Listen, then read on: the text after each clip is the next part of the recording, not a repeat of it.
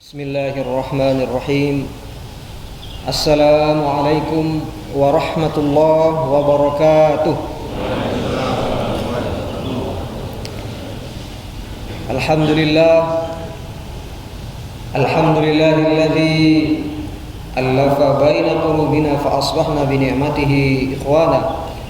Wa nusalli wa nusallimu ala man arsaltahu syahidan mubasyiran wa nadhira wa da'iyan ila Allah bi'idnihi wa sirajan munira. Asyhadu an la ilaha illallah wa asyhadu anna Muhammadan abduhu wa rasuluh alladzi qad ballagha ar-risalah wa adda al-amanah wa nasaha al-ummah wa jahada fi sabilillahi haqqa jihadi. Faqala Allah ta'ala fi kitabihil karim wa huwa asdaqul qailin. A'udzu billahi minasy syaithanir rajim. Ya ayyuhalladzina amanu taqullaha haqqa tuqatih wa la tamutunna illa wa antum muslimun. Wa yaqulu aidan fi ayatin ukhra, ya ayyuhalladzina amanu kutiba alaikumus syiyam kama kutiba alal ladzina min qablikum la'allakum tattaqun. Rabbi shrah li sadri wa yassir li amri wahlul 'uqdatam min lisani yafqahu qawli. Amma ba'd. Hadirin bapak-bapak, saudara-saudara sekalian, jamaah salat subuh Masjid Al-Hidayah yang dimuliakan Allah Subhanahu wa taala. Puji syukur marilah senantiasa kita panjatkan kehadirat Allah. Di pagi hari ini Allah masih menyehatkan badan kita, menyehatkan fisik kita, dan tentunya yang paling penting adalah menyehatkan iman kita di hadapan Allah Subhanahu wa taala.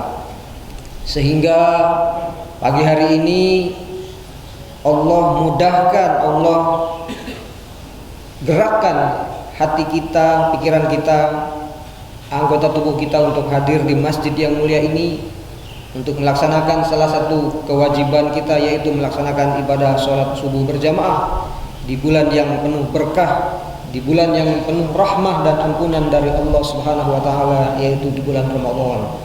Mudah-mudahan ibadah salat subuh kita dan ibadah kita tadi malam sampai hari ini sampai saat ini diberkahi, diterima dan diridhoi oleh Allah Subhanahu wa taala. Salawat dan salam semoga tercurah limpah kepada suri tauladan kita, panutan kita, pemimpin kita, baginda Rasulullah Muhammad sallallahu alaihi wasallam, juga kepada keluarganya, para sahabatnya serta umatnya hingga akhir kehidupan. Hadirin jamaah yang dimuliakan Allah Subhanahu wa taala. Alhamdulillah Allah masih memberikan kesempatan kembali kepada kita untuk bisa melaksanakan ibadah-ibadah, amal-amal soleh dan kebaikan-kebaikan di bulan Ramadan tahun ini, tahun 1443 Hijriah.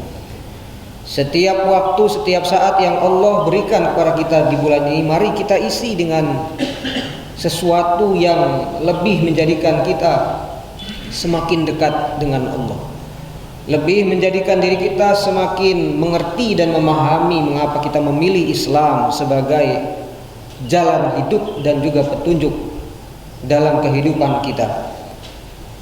Dan kita juga jadikan setiap waktu dan setiap saat yang Allah Subhanahu wa taala berikan kepada kita di bulan Ramadan ini adalah bagi kita mendapatkan kesempatan untuk mendapatkan maghfirah ataupun ampunan dari Allah Subhanahu wa taala. Karena setiap kita pasti merasa dan mengakui bahwa kita pasti pernah berbuat salah, pernah berbuat khilaf, pernah berbuat dosa, baik sengaja maupun tidak sengaja, baik sembunyi-sembunyi maupun secara terang-terang. Oleh karenanya di bulan Ramadan inilah Allah memberikan kesempatan kepada kita bahwa dosa-dosa tersebut, kesalahan-kesalahan tersebut, kehilafan-kehilafan tersebut akan dihapus, dilebur oleh Allah Subhanahu wa taala. Sebagaimana yang sampai kepada kita dari Rasulullah sallallahu alaihi wasallam dari riwayat Abu Hurairah radhiyallahu an, bahwa sesungguhnya Rasulullah sallallahu alaihi wasallam bersabda, karena Rasulullah sallallahu alaihi wasallam yaqul as-salawatul khamsu wal jumu'atu ila al-jumu'ah wa ramadan ila ramadan mukaffiratun ma bainahunna idza junibal kaba'ir, rawahu Muslim.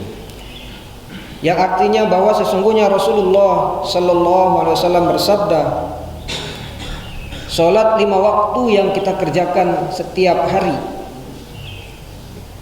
salat Jumat yang satu dengan salat Jumat berikutnya, Ramadan yang satu dengan Ramadan yang berikutnya adalah menjadi penghapus dari setiap dosa antara keduanya apabila dosa besar dihindari atau dijauhi.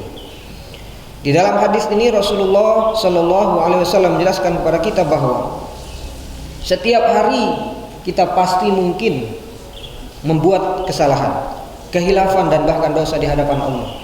Maka pelebur dari dosa-dosa tersebut adalah melaksanakan ibadah sholat wajib 5 waktu yang telah ditentukan oleh Allah Subhanahu wa ta'ala. Jadi selesai misalnya kita sholat subuh ini, kemudian beraktivitas, sebelum misalnya kita bertemu dengan sholat zuhur, bisa jadi kita melakukan kesalahan, bisa jadi kita melakukan kehilafan.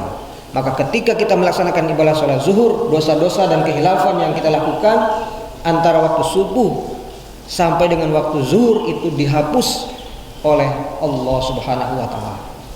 Nah, ini berlaku baik di bulan Ramadan apalagi, atau di luar bulan Ramadan apalagi ketika kita sedang berada di bulan Ramadan. Yakinlah bahwa setiap apapun kehilafan kita, kesalahan kita di hadapan Allah akan dihapus oleh Allah Subhanahu wa ta'ala. Begitu pula juga antara waktu Jumat satu dengan Jumat yang lain. Jumat misalnya terakhir kita di bulan Sya'ban, kemudian bertemu di awal Jumat bulan Ramadan tahun ini, maka antara satu Jumat dengan Jumat yang lainnya itu juga dosa kita, kesalahan kita, kehilafan kita akan dihapus oleh Allah Subhanahu wa ta'ala. Begitu pula juga dengan dosa ataupun kehilafan yang bisa jadi kita lakukan antara satu Ramadan dengan Ramadan yang sekarang ini. Di Ramadan tahun lalu kita melaksanakan ibadah saum, walaupun dengan mungkin masih terbatas, belum seleluasa sekarang ini.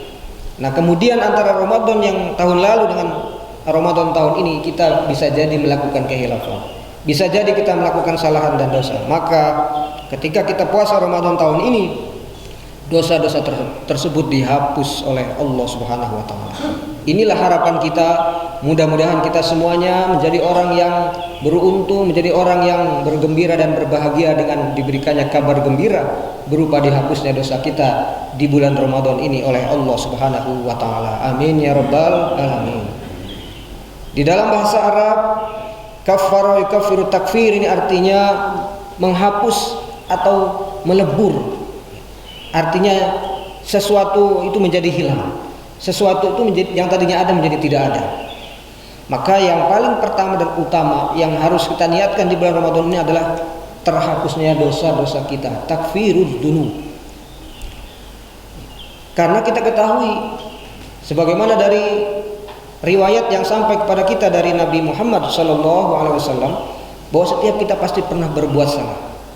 Dalam sebuah riwayat Rasulullah SAW bersabda, kullu bani adam khata'un wa khairul khata'ina at-tawwabun.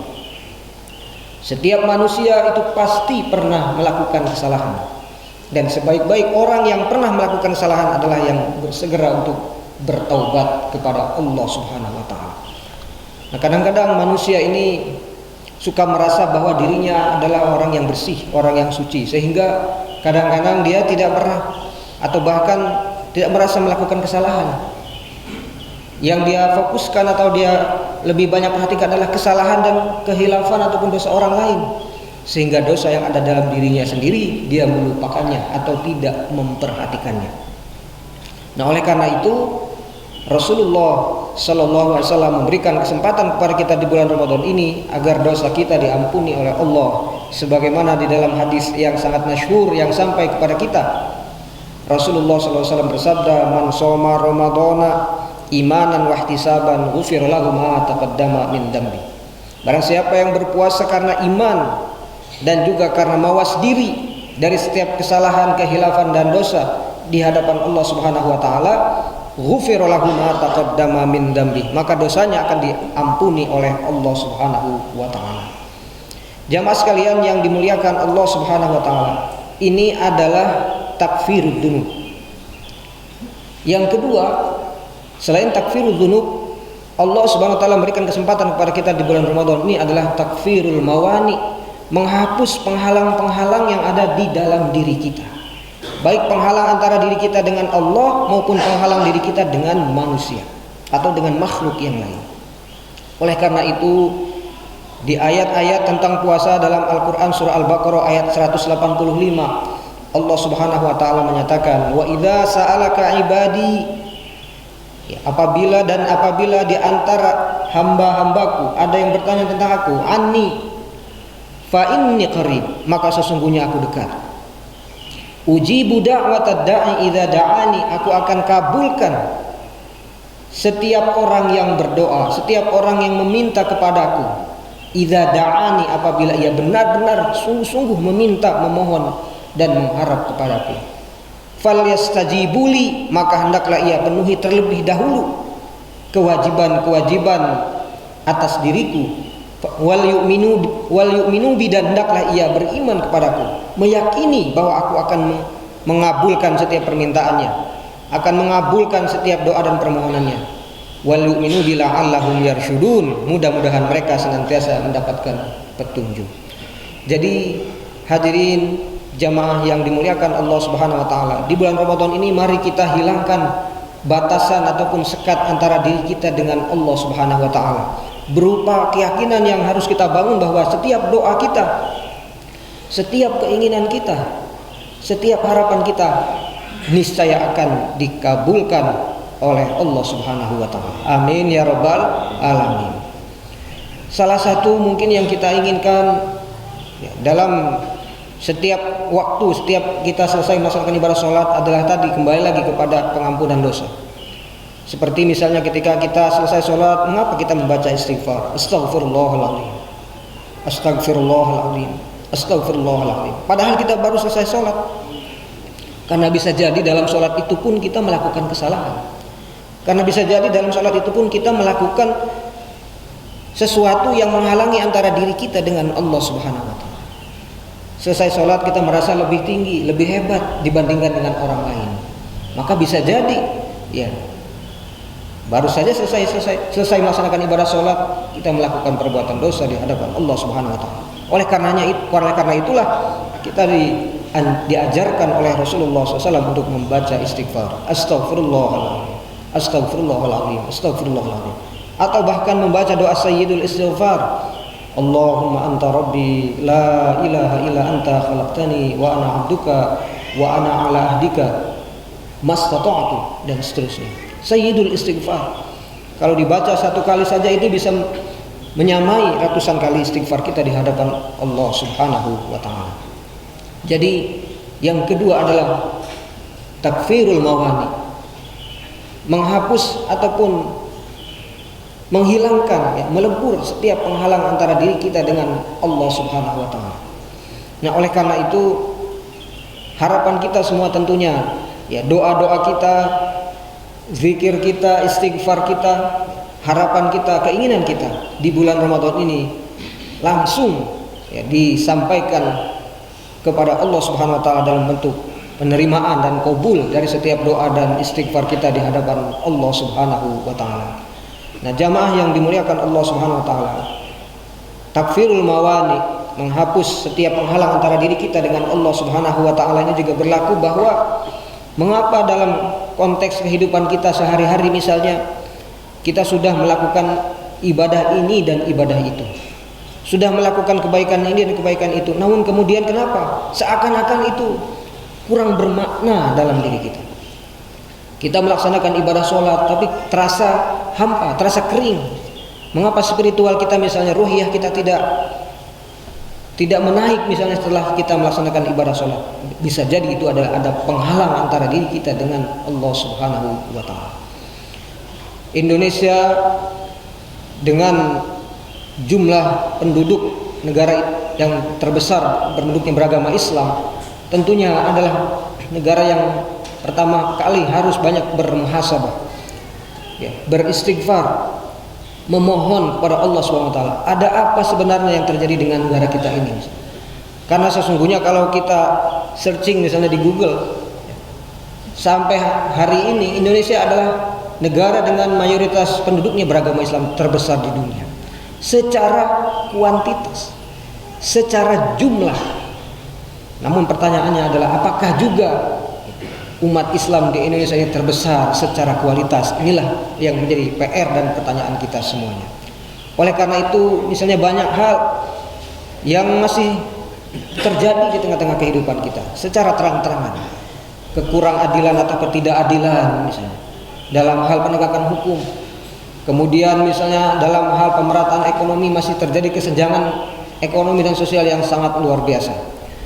Belum lagi misalnya dalam hal yang berkaitan dengan perilaku penguasa ataupun pemimpin yang diharapkan bisa memberikan solusi ataupun menghasilkan perubahan, namun ternyata masih jauh dari harapan semua umat Islam yang ada di Indonesia ini. Ini tentunya adalah menjadi PR yang menjadi bahan muhasabah kontemplasi kita sebagai umat Islam secara kuantitas, secara jumlah terbesar di dunia. Hadirin jamaah yang dimuliakan Allah Subhanahu wa taala, maka ada benarnya apa yang pernah disampaikan oleh seorang alim. Beliau mengatakan al-Islamu mahjubun bil muslimin. Kemuliaan Islam, keindahan Islam, keutamaan Islam itu terkadang tertutupi oleh keadaan umat Islamnya itu sendiri. Nah, bisa jadi disinilah salah satu sebab mengapa kita misalnya masih terhalang kebaikan-kebaikan, keberkahan-keberkahan yang Allah Subhanahu wa taala siapkan bagi orang yang beriman dan bertakwa. Kebaikan dan begitu pula juga solusi dari setiap persoalan yang ada dalam kehidupan ini, itu masih ada halangan atau masih ada penghalang antara diri kita dengan Allah Subhanahu wa taala. Salah satunya adalah bisa jadi kita merasa sudah menjadi seorang muslim dalam jumlah yang besar, namun kemudian belum sungguh-sungguh untuk meningkatkan status dari besar secara kuantitas menjadi besar secara kualitas. Maka di bulan Ramadan inilah Allah memberikan kesempatan kepada kita untuk takfirul mawani, menghapus ya, ataupun menghilangkan penghalang-penghalang tersebut. Dan kita bisa buktikan bahwa kita bukan hanya besar secara jumlah, tetapi juga besar secara kualitas. Saya tadi begitu masuk ke masjid ini, Masya Allah, merasakan luar biasa suasana ataupun perasaan yang saya rasakan, karena di masjid-masjid yang lain belum begitu ramai, belum begitu besar jumlah jamaahnya. Tapi di sini di Al-Hidayah, Masya Allah, ini adalah harapan, ini adalah optimisme bahwa kita insya Allah bukan hanya besar secara jumlah, tetapi juga besar secara kualitasnya di hadapan Allah Subhanahu wa taala. Amin ya rabbal alamin. Nah, di Ramadan ini Allah memberikan kita kesempatan kembali. Saum, tilawatul Quran, tarawih, kemudian juga infak, sedekah, kemudian juga kebaikan-kebaikan yang lain. Ta'jilul iftar itu adalah merupakan satu dari sekian banyak amalan ibadah yang Allah Subhanahu wa taala berikan kesempatan kepada kita di bulan Ramadan ini, sehingga menjadikan diri kita ini bukan hanya menjadi muslim secara kuantitas, tetapi juga benar-benar menjadi muslim secara kualitas. Hadirin jamaah yang dimuliakan Allah Subhanahu wa taala, sehingga seperti yang pernah disampaikan juga oleh seorang alim yang lain, bahwa ketika ia ada di satu daerah, dia mengatakan ra'aitul Islam walal muslimin. Kemudian ketika dia kembali ke daerahnya ataupun ke negaranya, dia mengatakan ra'aitul muslimin walal Islam. Saya melihat jumlah umat Islam banyak, tetapi ajaran Islam tidak terlihat. Nah, ini adalah salah satu pemikiran ataupun kontemplasi tentang bagaimana caranya agar umat Islam ini tidak hanya sekedar mengaku sebagai muslim, sebagai jumlah yang besar, tetapi juga benar-benar menjadi muslim yang memiliki kualitas ataupun memiliki keunggulan yang bisa sejajar dengan kekuatan agama-agama lain ataupun bangsa-bangsa lain di dunia. Kita misalnya mendengar bahwa di awal Ramadan ini di Amerika ada sekelompok umat Islam ataupun komunitas muslim di sana yang sudah berani menyatakan ya keyakinan mereka, isyhadu bi anna muslimun, saksikanlah wahai dunia bahwa kami adalah orang Islam, yaitu dengan melaksanakan ibadah sholat tarawih di Town Square itu ya. Ini adalah satu bukti ya bahwa umat Islam memang harus menunjukkan jati dirinya, harus memiliki istilahnya izzah kalau dalam bahasa Al-Qur'annya. Jangan sampai kemudian kita merasa rendah ataupun merasa inferior itu dengan bangsa lain ataupun dengan agama lain. Karena Allah sudah menjamin dalam satu ayat Al-Quran, dalam Al-Quran surah Al-Munafiqun, walillahil izzah, dan bagi Allah itu adalah kemuliaan, wali rasulihi, dan bagi rasulnya, walil mu'minin, dan juga bagi orang yang beriman. Nah, oleh karenanya kita harus bisa membuktikan ya, bahwa apa yang dikatakan oleh seorang alim itu sekarang sudah keliru, bahwa umat Islam sekarang bukan hanya sekadar mengaku saja sebagai orang yang beragama Islam, tetapi ajaran Islam itu bisa kita temukan dalam seluruh sektor ataupun aspek kehidupan kita. Islam bukan hanya hadir di masjid, tetapi Islam juga ada kalau kita misalnya di kantor. Di situ nilai-nilai Islam ditegakkan. Ketika kita di pasar berbisnis ataupun berjual beli atau bertransaksi, di situ nilai-nilai Islam. Ketika misalnya kita hadir dalam konteks kehidupan berbangsa dan bernegara, dalam regulasi, undang-undang, konstitusi yang ada misalnya, juga hadir di situ nilai-nilai Islam. Ini harapan kita semuanya. Sehingga sebagaimana janji Allah Subhanahu wa taala, walau anna ahlul qura, sekiranya satu penduduk satu negeri amanu, mereka semuanya beriman, wattaqau, dan bertakwa kepada Allah Subhanahu wa taala, la fatahna alaihim barakatim minas sama'i wal ardh. Sungguh kami akan bukakan bagi mereka pintu-pintu keberkahan yang berasal dari langit maupun pintu-pintu keberkahan yang berasal dari bumi. Nah, jamaah sekalian yang dimuliakan Allah Subhanahu wa taala, janji-janji Allah ini harus kita yakini betul-betul. Ya, jangan sampai kita meragukannya atau bahkan kemudian kita tidak pernah memperhatikannya.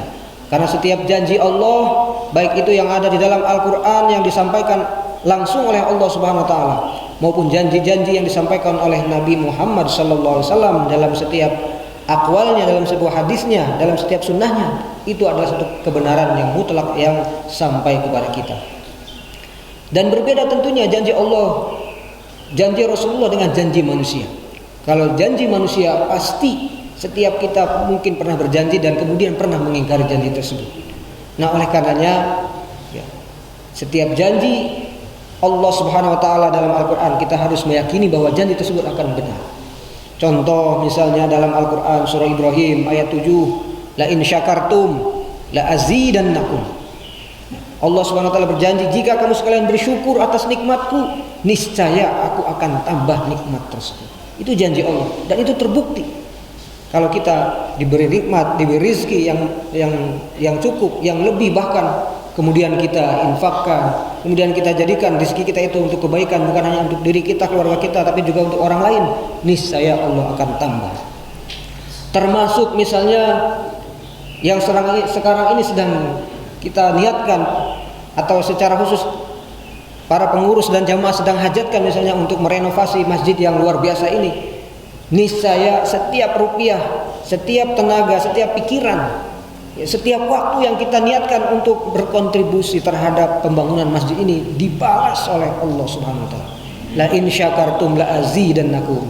Amin ya rabbal alamin. Pasti akan dibalas oleh Allah Subhanahu wa taala. Tidak ada satupun yang luput, tidak ada satupun yang terlewat oleh Allah Subhanahu wa taala. Begitu pula juga janji Allah dalam Quran surah misalnya Ghafir atau Al-Mu'min ayat 60. Wa qala rabbukum ud'uni astajib lakum. Allah mengatakan, Allah Subhanahu wa taala berfirman, wa qala rabbukum, dan Tuhanmu berkata atau berfirman, ud'uni, berdoalah kepadaku, astajib lakum, niscaya aku akan mengijabah doa tersebut. Itu janji Allah. Tidak ada satu doa pun yang dimintakan oleh setiap hamba, apalagi di bulan Ramadan ini, yang tidak dicatat, yang tidak dikabulkan atau diijabah oleh Allah. Pasti akan diijabah oleh Allah Subhanahu wa taala. Hanya saja cara Allah mengijabah doa tersebut, ada yang istilahnya itu langsung cash itu ya, atau ada yang mungkin dicicil dengan cara kebaikan-kebaikan yang lain, atau dengan cara dihindari dari segala macam kemudorotan ataupun mara bahaya yang lain. atau dengan cara Allah memberikan sesuatu yang istimewa, yang spesial nanti saat Allah tahu bahwa hamba ini perlu diberikan bantuan ataupun pertolongan dari Allah Subhanahu wa taala. Jamaah sekalian yang dimuliakan Allah Subhanahu wa taala. Jadi takfirul dzunub Allah berikan kesempatan kepada kita di bulan Ramadan ini. Takfirul mawani yang menghapus ataupun menghancurkan atau melebur penghalang-penghalang dalam diri kita. Di hadapan Allah juga kita harus hancurkan, kita harus hapus gitu kesalahan-kesalahan dan juga penghalang yang ada dalam diri kita ini di bulan Ramadan. Termasuk juga penghalang antara diri kita dengan manusia. Karena di bulan Ramadan ini insya Allah Allah jaga hati kita. Sebagaimana dalam satu ayat tadi yang dibaca di rakaat pertama, qad aflaha man zakkaha, sungguh beruntunglah orang yang mensucikan jiwanya. Sungguh beruntunglah orang yang membersihkan jiwanya. Dalam bahasa lain tazkiyatun nafas, mensucikan jiwa. Kesempatan terbaik, momentum emas itu ada di bulan Ramadan. Karena saat di bulan Ramadan itulah diri kita sedang dekat dengan Allah. Karena di bulan Ramadan itulah diri kita tidak memiliki perasaan-perasaan yang kemudian menjadikan diri kita bersinggungan ataupun berbuat dosa dengan sesama saudara kita ataupun sesama manusia. Oleh karena itu, maka ketika hati kita sedang bersih, ketika hati kita sedang dijaga oleh Allah Subhanahu wa taala, maka setiap misalnya ada orang yang melakukan perbuatan yang buruk kepada kita, apabila kita balas lagi dengan keburukan, itu artinya masih ada dendam. Tetapi apabila ada orang yang melakukan kebaikan kemudian kita balas dengan keburukan, berarti itu kezaliman. Lebih parah lagi. Ada juga orang yang melakukan kebaikan kepada kita, kemudian secara langsung kita juga balas kebaikannya tersebut dengan perbuatan yang baik. Itu satu kewajiban yang memang harus kita lakukan. Tapi yang istimewa, yang mulia dalam pandangan Allah Subhanahu wa taala adalah ketika ada orang yang berbuat tidak baik kepada kita, berbuat buruk kepada kita, namun kita balas dengan kebaikan, itu adalah kemuliaan. Nah, itu pembuktiannya di bulan Ramadan. Jamaah sekalian yang dimuliakan Allah Subhanahu wa taala, ini adalah takfirul mawani. Kemudian yang ketiga adalah takfirul hudud, yaitu menghapus ataupun menghilangkan sekat-sekat atau batas-batas ketidakmampuan dan ketidakberdayaan kita, baik secara individu maupun secara kolektif dalam kehidupan kita sehari-hari. Karena sejatinya Allah mengutus kita sebagai individu, sebagai pribadi maupun secara kolektif, secara jamaah adalah yang terbaik. Kalau kita mau telusuri banyak sekali ayat dalam Al-Quran, Allah Subhanahu wa taala memberikan label yang luar biasa bagi umat Islam, umat Rasulullah sallallahu alaihi wasallam. Kuntum khairu ummah, kalian adalah umat terbaik. Kata khairu ummah ini bukan artinya hanya terbaik dalam artian diberikan label, kemudian setelah itu tidak kita jaga dan kita tidak tingkatkan. Khairu ummah itu artinya adalah umat yang diberikan segala macam potensi keunggulan. Bukan hanya baik kemudian kita mengatakan umat Islam adalah umat yang terbaik, namun kemudian tidak ada upaya untuk meningkatkan menjadi yang lebih. Khairu ummah itu artinya adalah keunggulan. Jadi umat Islam ini sudah dicap oleh Allah atau sudah dilabeli oleh Allah Subhanahu wa taala sebagai umat yang memiliki keunggulan ataupun memiliki sifat-sifat ataupun karakteristik yang istimewa, ya, baik itu dalam hal keunggulan dalam hal secara pribadi, secara individu maupun secara umum, secara kolektif atau secara jamaah. Nah, oleh karena itu khairu ummah ini harus kita jaga. Kuntum khairu ummah ukhrijat linnas, yang dikeluarkan bagi manusia, maksudnya disampaikan atau diutus kepada manusia. Ta'muruna bil ma'ruf wa tanhauna 'anil munkar. Salah satu ciri khairu ummah itu adalah mereka ta'muruna bil ma'ruf wa tanhauna 'anil munkar, ya, melakukan ataupun melaksanakan al-amru bil ma'ruf wan nahyu 'anil munkar, mengajak kepada yang baik, mencegah dari yang buruk atau yang munkar. Wa tu'minuna billah, dan kalian beriman kepada Allah Subhanahu wa taala. Nah, jamaah yang dimuliakan Allah Subhanahu wa taala, umat Islam sekarang ini menghadapi tantangan yang sangat luar biasa, baik dari tantangan internal umat Islam itu sendiri maupun tantangan eksternal umat Islam. Yang paling terasa tentunya adalah tantangan internal. Salah satu tantangan terbesar adalah masih banyaknya umat Islam yang belum mengenal Islam secara baik. Sehingga kadang-kadang orang lain mengecap, oh Islam itu seperti itu. Padahal ya umat Islam itu bisa jadi belum mengerti, ataupun umat Islam yang dilihat atau yang dijadikan sampel penelitian itu bisa jadi belum mengerti dan memahami makna Islam dan bagaimana cara menjalankannya dengan baik. Jadi PR terbesarnya adalah bagaimana umat Islam ini menjadi umat yang benar-benar memahami, menghayati dan juga mengamalkan ajaran agama Islam ya, sebagai ajaran agama yang diyakininya dengan sebaik-baiknya, dengan sebenar-benarnya, sehingga ketika orang lain melihat bagaimana gambaran Islam itu terwujud utuh dalam dirinya. Nah, ini salah satu PR-nya. Karena banyak orang yang menilai citra Islam itu buruk karena melihat keadaan ataupun perbuatan oknum umat Islam. Nah, inilah jamaah yang dimuliakan Allah Subhanahu wa taala. Maka kita harus bersatu, kita harus solid, kita harus berjamaah ya, karena tantangan yang dihadapi oleh umat Islam ini begitu banyak. Belum lagi tantangan eksternal. Misalnya beberapa waktu yang lalu kita dihebohkan dengan satu ungkapan yang tidak mengenakan hati perasaan umat Islam ya, ketika misalnya menyentil gitu atau istilahnya menyebut suara azan yang kemudian dianalogikan dengan suara hewan misalnya. Ini kalau kita misalnya tidak punya kekuatan, ya akhirnya kita tidak bisa berdaya atau tidak berdaya menghadapi keadaan seperti ini. Padahal umat Islam adalah mayoritas. Padahal umat Islam adalah umat terbesar. Nah, oleh karena itu, selain tantangan internal yang dihadapi oleh umat Islam juga adalah tantangan eksternal. Nah, maka segala macam bentuk pemahaman, pemikiran yang menyimpang dari ajaran Islam, kita harus segera sedini mungkin untuk mendeteksinya. Jangan sampai kemudian kita akhirnya hanyut dalam paham pemikiran yang akhirnya menyimpangkan keyakinan kita dari ajaran agama Islam yang sebenarnya. Hadirin jamaah yang dimuliakan Allah Subhanahu wa taala, oleh karena itu di bulan Ramadan inilah mari kita hapus ataupun hilangkan sekat-sekat ketidakberdayaan diri kita di hadapan manusia maupun di hadapan Allah Subhanahu wa taala. Kita harus nyatakan bahwa umat Islam adalah umat yang terbaik dengan seluruh atau segala macam bentuk potensi yang ada di dalamnya. Bahwa umat Islam adalah umat yang mampu. Umat Islam bisa memimpin ya di tengah-tengah kehidupan. Umat Islam adalah umat yang sangat diharapkan kehadirannya di tengah-tengah kehidupan di dalam seluruh aspek yang ada dalam kehidupan.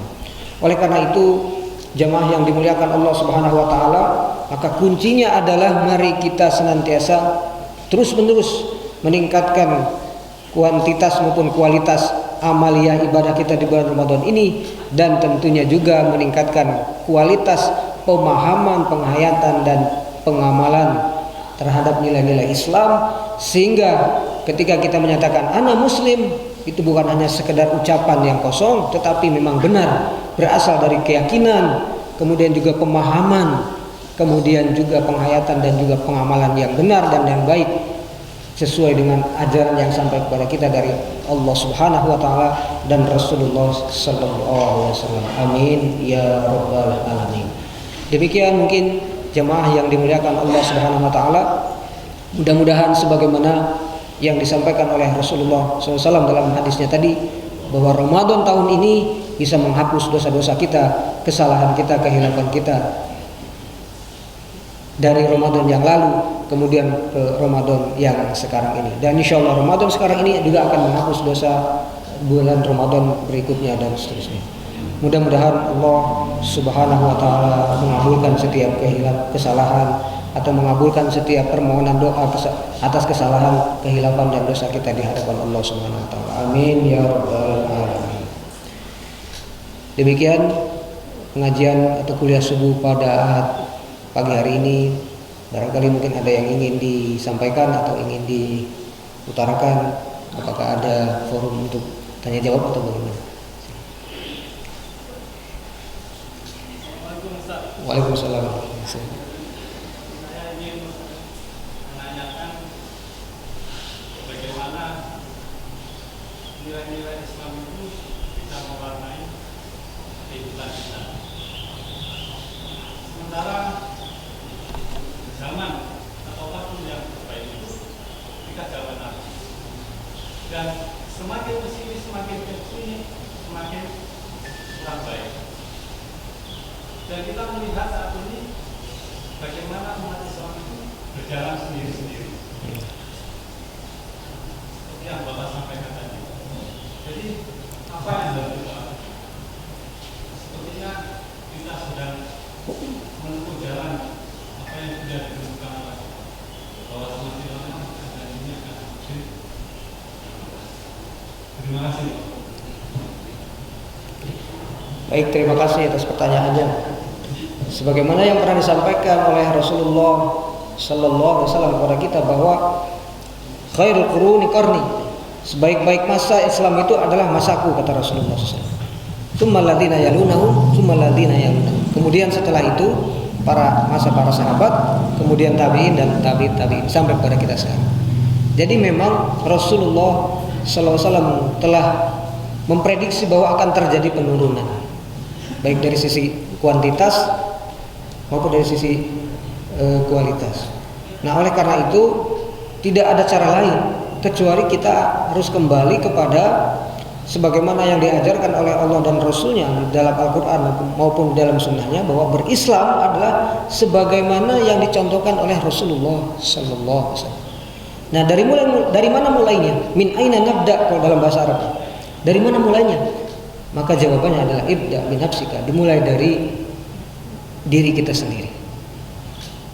Karena jamaah itu adalah kumpulan dari individu-individu.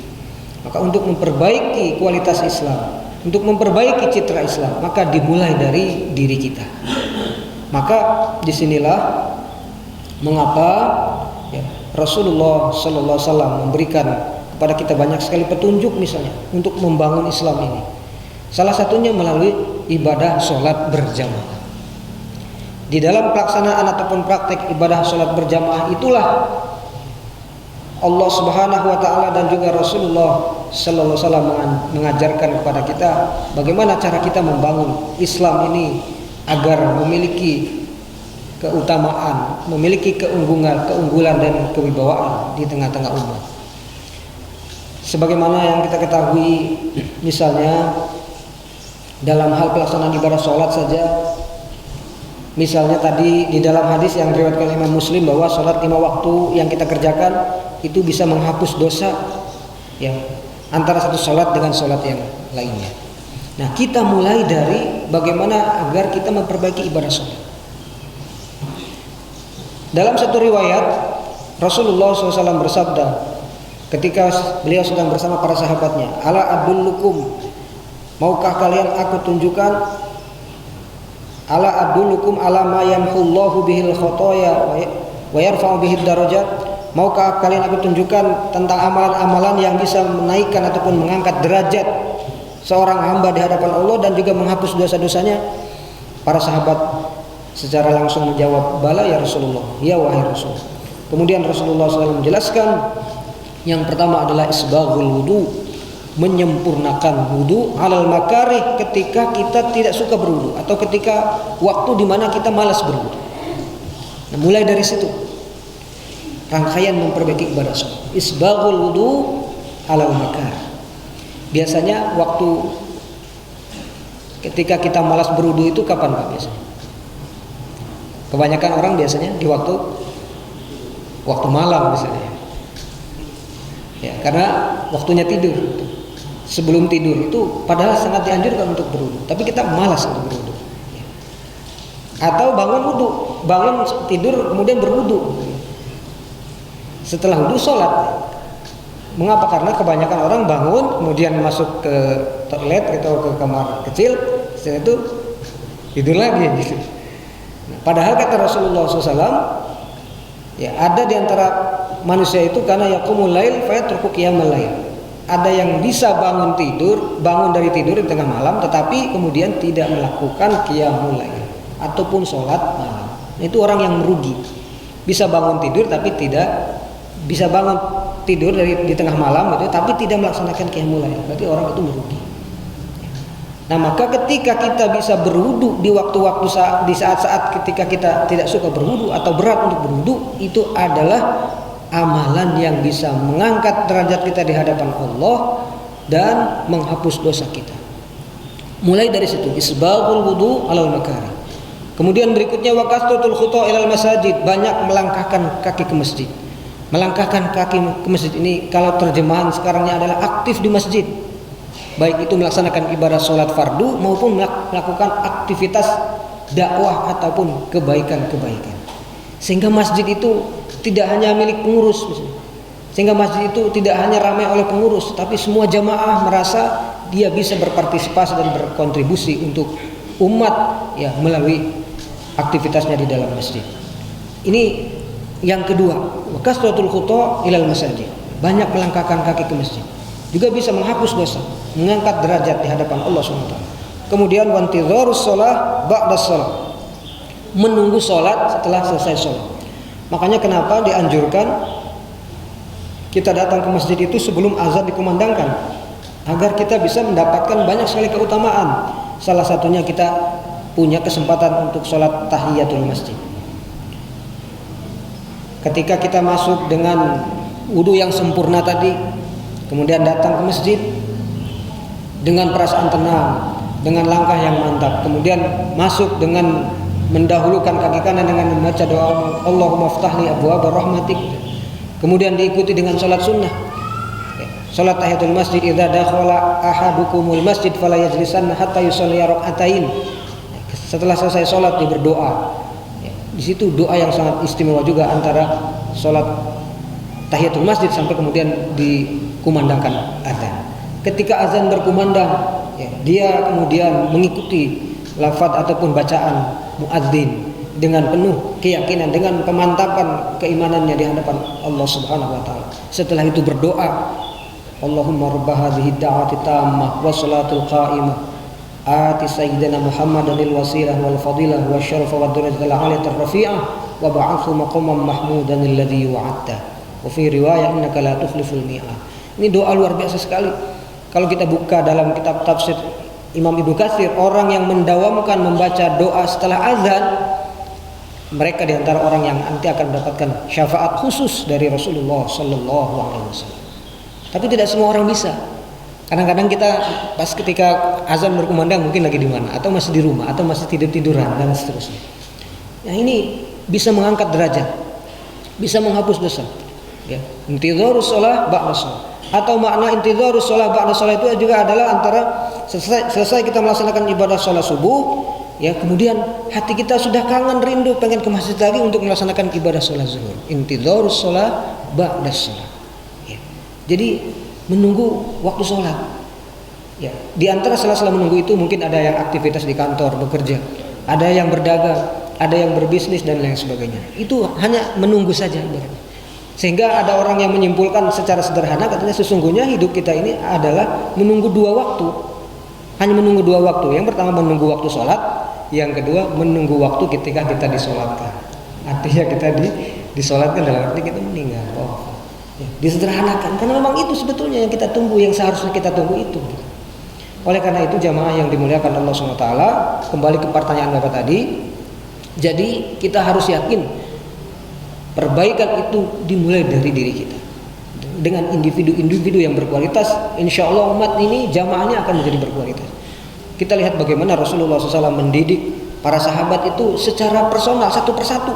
Bahkan beliau mengenal ya, karakteristik dari A sampai Z-nya, siapa Abu Bakar As-Siddiq, siapa Umar Ibn Khattab, siapa yang cocok dijadikan komandan ataupun panglima perang, siapa yang diutus ke Yaman, siapa yang diutus ke misalnya menemui Raja Kisra atau Kisra dan seterusnya. Nah, Rasulullah SAW benar-benar memahami individu dari masing-masing itu dan beliau betul-betul mempersiapkannya dengan sebaik-baiknya. Maka memang sudah sepantasnya juga misalnya ketika ketua DKM atau ketua yayasan mengetahui persis potensi pengurusnya, potensi jamaahnya, sehingga kalau misalnya ini yang bicara tentang pemberdayaan umat, ini yang bicara tentang misalnya kajian akidah ataupun pemahaman ataupun pemikiran, ini yang dan seterusnya. Jadi luar biasa memang itulah umat Islam. Jadi untuk membangun satu masyarakat, ya, membangun satu jamaah dimulai dari individu. Dalam bahasa Arab, al-fard, al-mujtama, kemudian ad-daulah. Maka dimulai dari bina'us syakhsiyah, membangun kepribadian. Baru kemudian takwin al-usra al-muslimah, ya, membangun keluarga muslim. Sampai kemudian irsyadul mujtama', ya, memperbaiki keadaan masyarakat, memperbaiki keadaan sosial. Kemudian istilahnya memimpin sebuah pemerintahan atau memimpin sebuah kekuasaan. Inilah yang kemudian dicontohkan oleh Rasulullah Sallallahu Alaihi Wasallam. Dan kita harus optimis dan yakin, insya Allah kita bisa. Karena dalam Al-Quran sudah dijelaskan begitu banyak, luar biasa sekali ayat-ayat Al-Quran yang menjelaskan kepada kita bahwa nanti suatu saat akan Allah pergilirkan dan Allah datangkan satu kaum, satu masa yang kemudian dia akan memimpin peradaban umat manusia, dan itu adalah umat Islam. Amin ya rabbal alamin. Baik, demikian mungkin bapak-bapak hadirin jamaah yang dimuliakan Allah Subhanahu wa taala, mari kita berdoa kepada Allah. Mudah-mudahan ibadah kita yang 1 pekan kemarin diterima oleh Allah Subhanahu wa taala, dan 3 pekan kemudian dijaga, dipelihara dan ditingkatkan kualitasnya oleh Allah Subhanahu wa taala, sehingga kita berhak menjadi orang-orang yang diampuni dosa-dosanya, kemudian meningkat keimanan dan ketakwaannya di hadapan Allah Subhanahu wa taala. Subhanakallahumma wa bihamdika asyhadu an la ilaha illa anta astaghfiruka wa atubu ilaik. Wal 'afwu minkum. Wassalamu alaikum warahmatullahi wabarakatuh.